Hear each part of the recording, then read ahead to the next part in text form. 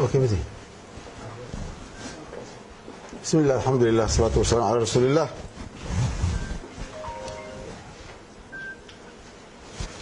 هاي وناكسن dhammaan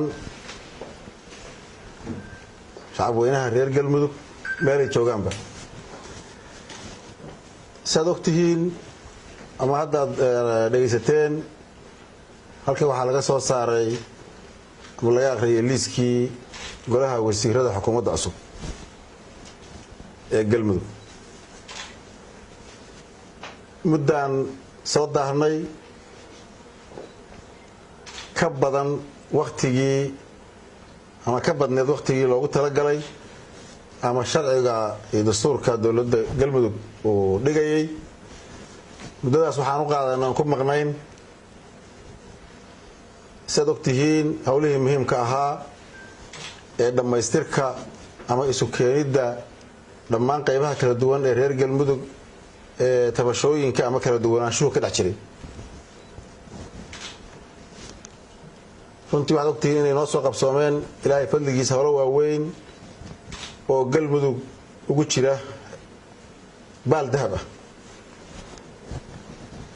intaa kadib caawa waxaan soo magacownay xukuumad adag tayo leh hufnaan leh ah runtii labeentii reer galmudug oo aan waxba lagu darayne ay tahay wax cad inay yihiin dadkii ugu habboonaa ama ugu hufnaa ama dhinac walba ugu horreeyey oo magacyadooda iyo aqoontooda aanan halkan sharaxaad badan uga baahnayn waa taariikh cusub ayna inay galmudug inaan xubno ama mas-uuliyiin sarsare oon uga maarmi weynay inay galmudug howlaha muhiimka ah hor yaalla ka shaqeeyaan inay aqbaleen xilal waaweyn ay hayeen uga soo tageen galmudug inay ka shaqeeyaan dhammaan xubnahaas si guud iyo si gaaraba ugu mahad celinaynaa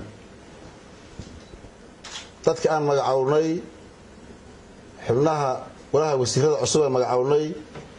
kuwa xilka doonayay oo xilka raadinayay uma badna kuwa xilka u baahnaa ayay u badan yihiin ama wada yihiin waxaan leenahay waa fursad iyo jaanis ay haystaan ay heleen reer galmudug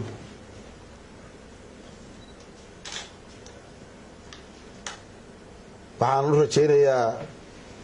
inay shaqadooda iyo waajibaadkooda gutaan oo aan insha Allah ku kalsoonahay inay ka soo dhalaali doonaan galmudugna waa cusub bari doono xagga shaqada